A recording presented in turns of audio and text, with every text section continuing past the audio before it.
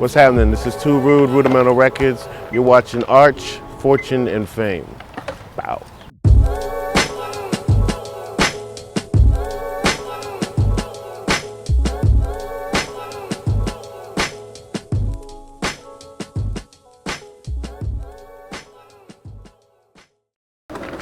As a kid, I guess my family, growing up with them in Jamaica for a little bit, being raised by my grandmother, all my uncles used to DJ and stuff, so I was just always around music, good music, and uncle owned a club out there too in Jamaica, Savlamar, and so as a little kid, like little wee kid, I used to dance out there, stuff like that, but it was just a natural thing. And then when I got to, elementary school, junior high school, playing in bands and stuff like that, and also meeting certain individuals that took me under their wing to actually teach me the drums. I met this kid in DC by the name of Darren Grant, white rocker kid, and in the basement he had his drums set up in the basement of this church, and he took me under his wing and started teaching me like the drums first. So I learned a lot of crazy stuff. I learned YYZ first. I learned a lot of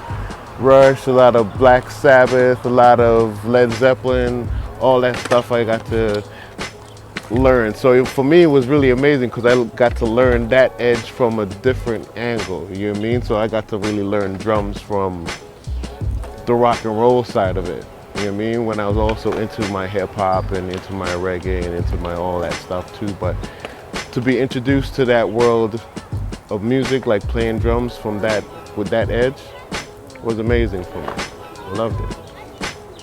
There wouldn't be no industry if it wasn't for Ron Nelson. Because when I first moved back here, yeah, that's the only place I could find any kind of hip hop, any kind of that energy, any of that. So when you actually got to go to a event that Ron Nelson put on, you get to meet a whole bunch of people that's down with the same scene, and you get to, yeah, it was amazing. It was an amazing time, an amazing scene, and a lot of amazing, incredible people. So from that, I got to meet different producers, different musicians, and grew that way here, you know. Well, Play the Record, around the time when I was pretty much, I would say, shopping for a deal, or it was a shopping for a deal, trying to find a way to put my music out. I had a meeting with Eugene, and Eugene heard my music. He was like, "Oh, I can sell this in the store, boy," you know. So, yeah, from there, Eugene pretty much signed me, if you want to call it that, and just told me to go to the studio and just do whatever you want to do and whatever. And if it wasn't for someone like him, really taking the chance of really going independent with me instead of trying to ship me off to a Universal, whatever. And we met with all these labels and everything too, but when we released our singles, we had a great deal of success independently, you know, to where we had the majors calling us, asking us, "Who are you?" You know? So it was good. Eugene definitely plays a big part as far as even those record stores. They like, Play the Record is still alive today, because I remember there was Tracks, and I remember Play the Record, but you know, Play the Record, the moms and pop store, that one is the longest living, yeah. And now you can even get equipment there now too, more than just records. You can actually now go get your whole studio set up there and everything too, you know. So yeah, man, I wouldn't even be having this interview if it wasn't for Eugene giving me the opportunity to do what I do, you know. So what's up, Eugene? Maestro just moved back to Toronto from New York. He was over there in New York doing some work, and I guess he needed that record, the next one, to really come back with an uppercut, you know. So we went through some samples, but he's the one that brought the Guess Who sample, and I always wanted to, because I always wanted to work with that record, but for me in my head it was like paying for the sample though. Yeah, I thought going about that was going to be really expensive when I've heard that sample before, but when he brought that to the table, I was like, man, I always wanted to flip that. So yeah, I got the opportunity to flip that. I got to call James McCollum to play guitar on there. I had Alan Davies play bass, and oh, you have to forgive me because I forgot the violin player's name. Ah, don't kill me. But we'll look it up and find it. And hopefully you can post it somewhere here. But the girl who played violin on the record, Lord forgive me. But yeah, actually Maestro was the one that brought her to the table.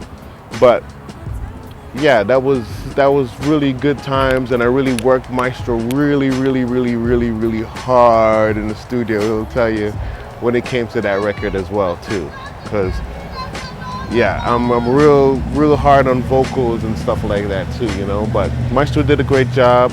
The record came out really well, and actually through doing that too, I got to meet the Guess Who. I met the Guess Who at the Junos, and I got to meet Randy, and I got to meet Burton Cummins with the handshake of pain. Like, whoa, like Burton Cummins' handshake. If anybody's ever shook Burton Cummins' hands, know that this man is strong as yeah, like the handshake of pain. And they were really cool about it. They were actually breaking down what I did with the record. They knew the bass line was changed. Oh, you did this with the bass, like what you did with the drums, and it was really amazing. Actually, that was one of the best highlights of my life, actually being able to flip a sample from a group like that, them actually getting to meet you and say, wow, I like what you did to the record, that's crazy, and they actually notice that you did work instead of just taking a loop and putting the 808s on whatever. They noticed all the work and they loved it, you know. So salute the Guess Who. Branding is extremely important. A lot of people wouldn't know that it was my work unless I put the Rudimental tag on it and whatever. And I've actually, to be real, I had a falling out with a good friend of mine, an artist in the game. I will not say the name, but I had a falling out with this artist, really good friend of mine, because they didn't want me to put my tag in it. The tag to me is like, that's it, because I'm only getting paid this amount. And as a producer, that's pretty much your advertising. If people like the track and the track's dope, and they hear that tag off the front, they know who to look for to get that sound. And so that's my reason for putting the tag on it. But love your friends, you know what I'm talking about, but I ain't going to diss you and tell everybody what I'm talking about. But you know I'm talking about you. Love you. Yeah. Well, I would have to say pretty much they're all meaningful, because a lot of them was chosen by the people and stuff like that too, right? So like even the Junos, like the Juno was very meaningful because, man, I didn't even think I was gonna win the Juno. It was really on that level, you know? So a lot of people were kissing babies and doing stuff, and I was like, okay, well, I'm not doing all of that, you know what I mean? But it was really just the work and the music that won it. So I would have to say my UMAC award though, winning producer of the year, the time I won it, I think for, the Glenn Lewis About Your Love record. I think that at that time, I think that one would have to be my most meaningful though. It's not disrespecting the Junos or whatever, but at that time, looking at the UMAC awards, that was a very raw era. That was raw. That award show was just something new and something that was more catered to like the urban community, just showing love to everybody putting in hard work. And I think for that being what that was, that did mean a lot more to me. Not saying than the Juno, but that did mean a lot to me personally, you know. I always respect the Junos. Got no problem with the Junos. My Much Musics. 2 years in a row consecutively. Some people don't know that though. Bow bow. Yeah, but that was good times. And that's the best party you will ever go to in your life too. Going to a Much Music video party and winning too on top of it. Oh! Time of your life. You don't even need the after party after the party inside that party. It's crazy. Whew. No. And you know when they say Toronto, the Toronto sound, that is the Toronto sound, is the Caribbean influences. If anybody remembers, sorry, you gotta go back to Jellystone and Orb.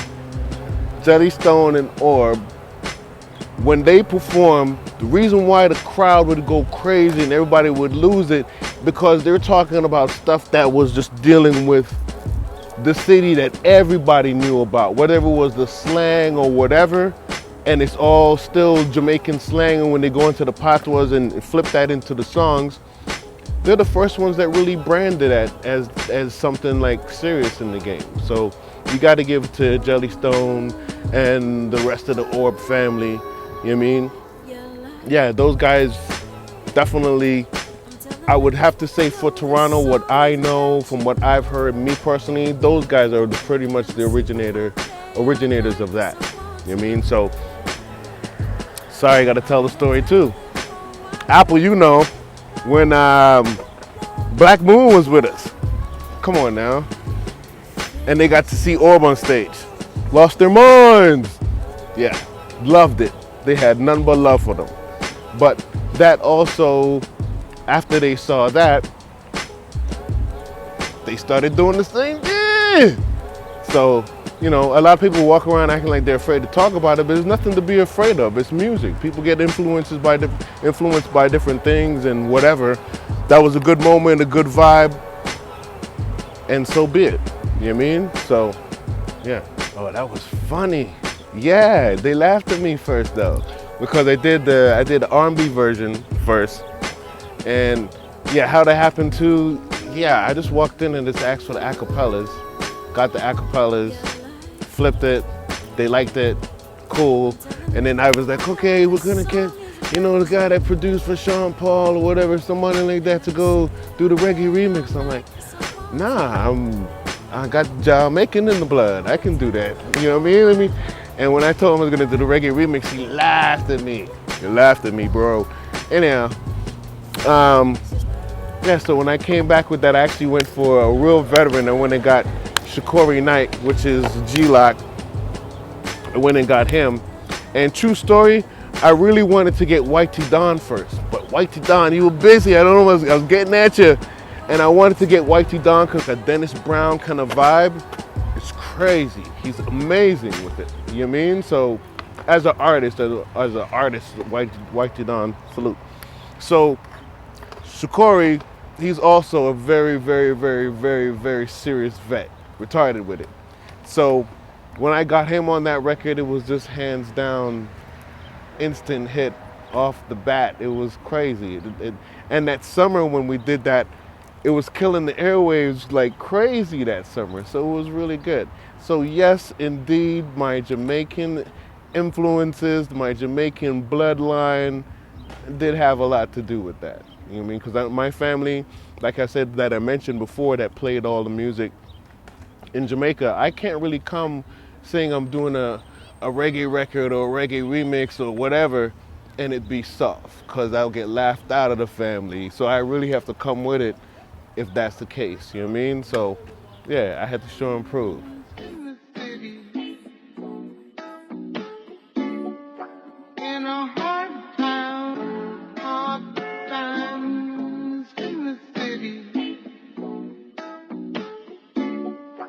In a